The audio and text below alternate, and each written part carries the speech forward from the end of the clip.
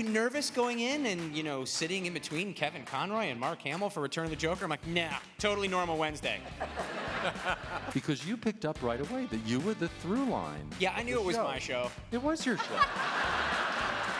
And then he said, oh, we're going to put it up for an Emmy, too. I'm like, what? Yeah. Rah. A lot of rah. Rah. Are you Bane? Why you come near me, matey? Like, no, that's not right. That would be the future for me, for Bruce. To learn how to receive. He's great at giving. He's not very good at receiving. We had done a casting, and we were searching for a youthful sounding voice. Oh, dear God, it's going. Like yours. I'm so sorry. And then Bruce Timm's wife, Marta, said, there's this young actor on a show called Boy Meets World. You should take a look. And what's really cool about working with on-camera actors or considering casting them is you can see their work. You can see if they're good actors. And so we watched the show a couple of episodes and went, oh, no, he's pretty good. Come to find out. No, that's fine. That's fine. And then we brought him in and auditioned him with solo copy, meaning he was just reading copy that just his character spoke. And then we said, we really like him. He follows direction well. He pays attention. He seems to understand the energy. But it was key that he and Kevin could work well together. So the final callback, as I recall, was the two of you.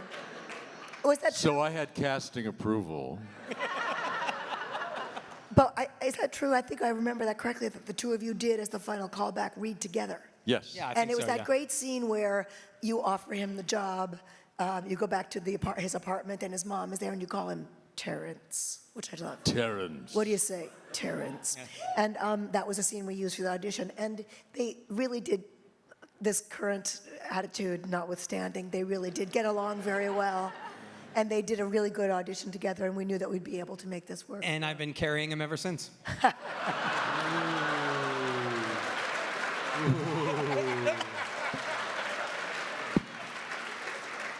How sharper than a serpent's tooth it is to have a thankless child. Shakespearean actor, Yeah. Boy Meets World. Slightly different. Need I say more? What we liked is, of course, we have this old curmudgeon. Hey. Wait a minute there. And we Get off my lawn. That's exactly it. And this new kid who is rebellious and doesn't take orders well. I'm not getting off your lawn. And so you can see it's just natural. It was just a lot of fun. So we were having a good time. We were supposed to, this show was supposed to be a lighter show, and somehow, with the powers that be here, it didn't quite get that light. I had the best teachers in town. Like, amazing, the people that, because people are like, hey, what was it like? Well, it's true.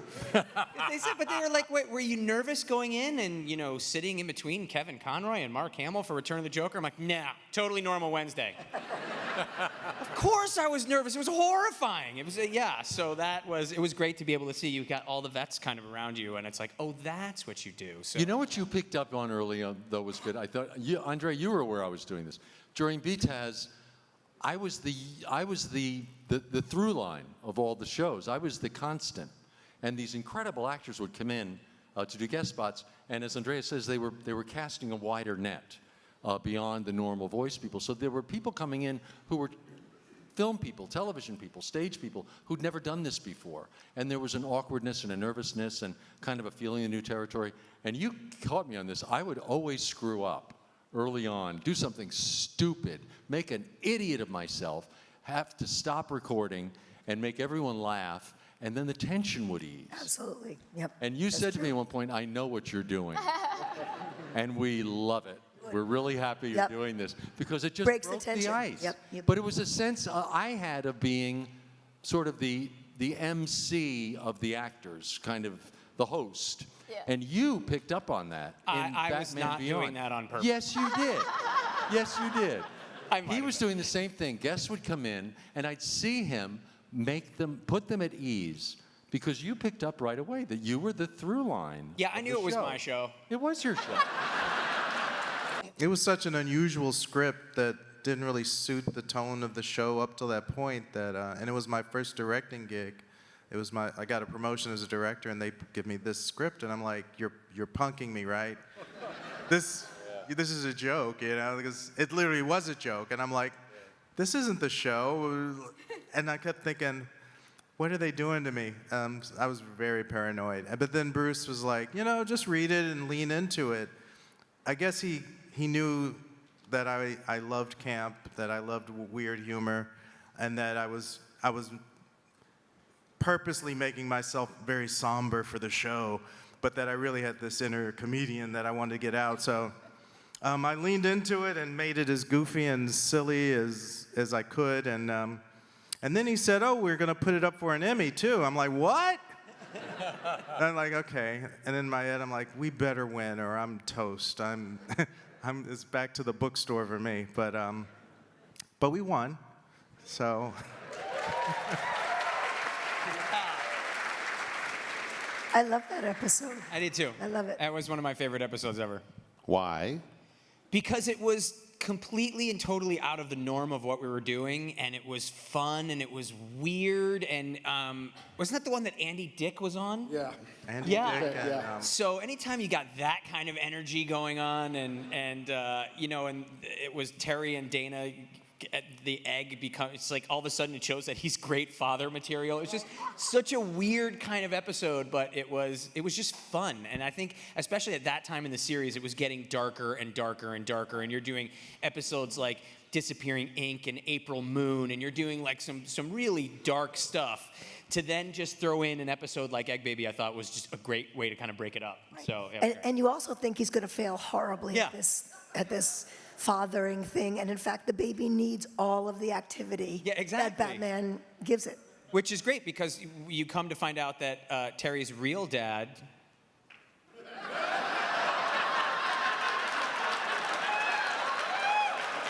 didn't always do that great a job, so it was nice that Terry was able to do that. That's my favorite episode. Hillary Bader. No way. Yes, absolutely. Hillary Bader came into my office saying she's read this story about this class where they had to take care of computerized dolls to show how tough it was to be a parent. And it was one of those loved this idea because I knew it would give us a comedy. And it did. And my favorite line in it is, he's failing family studies, so he really has to keep this baby with him at all times. And Bruce turns to the dog and say, "How do you fail family studies?" It's a great show. It is. It's an awesome episode. I think that what that epilogue meant to me was, for Bruce, it's much easier to show compassion for him than to accept it. He's an island. He wants to cure the world. That's how he's dealt with the tragedy of his childhood. He overcame that tragedy. It's why we love him so much. But he's not able to allow people in for him to accept compassion.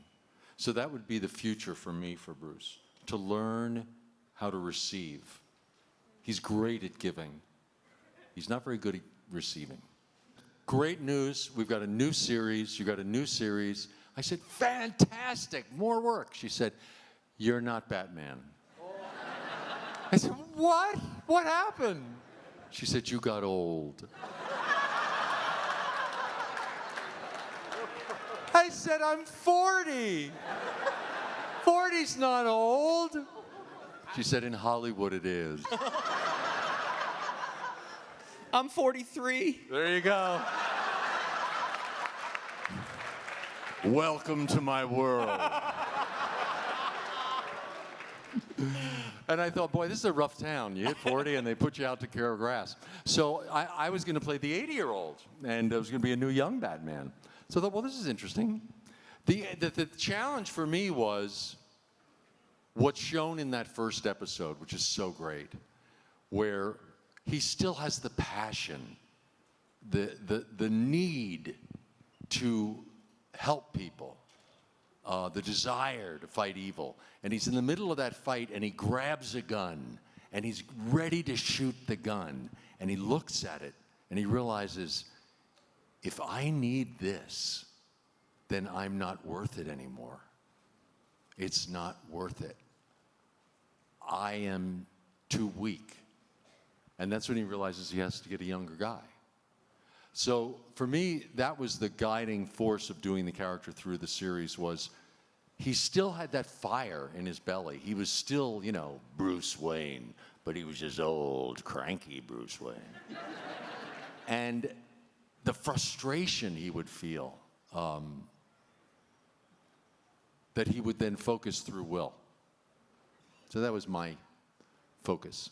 Just really curious, do you think that Terry's going to have to split the money with Dick and Barbara and everybody else, or?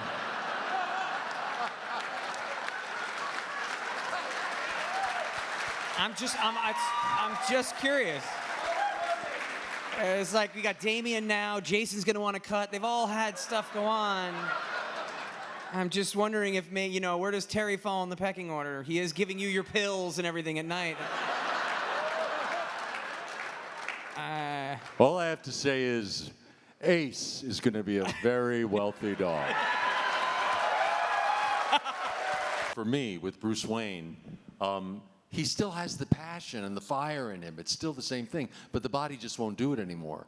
And one thing I found about doing the voice for that, it wasn't just, because I was already starting with such a gravelly voice in Batman, to go lower was not fun, but I had to. But what's even more important was the pace. That implied age. Younger characters are just faster. There's just an energy about them. There's a speed. And when you're old Bruce Wayne, there was just the slowing down the tempo. Just to me implied age. So there are just different tricks, I think, that actors get into for that. For me, it was, working with Andrea, we'd set the voice first, and it's kind of, this is where we want it. We want to, keep it here. They were always pulling me back, too gravelly when he was Terry, or when he was Batman. And then when we moved along to the epilogue episode, they wanted to age him up a little bit, so the voice dropped a little bit more. But we never wanted to go anywhere near Kevin from BTAS. We wanted to make sure the characters are very separate. So I'd hear that a lot. I'd hear no gravelly and no R's, because we do these oof and ugh sessions where you're fighting and you're and apparently I turned very piratey. So everything I would do, Terry would be going arr, and they'd be like, "What are you recording? Wait, you're not a pirate. Like, what are you talking about?" Like, oh, geez, sorry, I went straight pirate there. So that was important. A lot of rah. Harvey, Are you Bane? Why are you coming near me, matey? Like, no, that's not right. So yeah, that was always fun.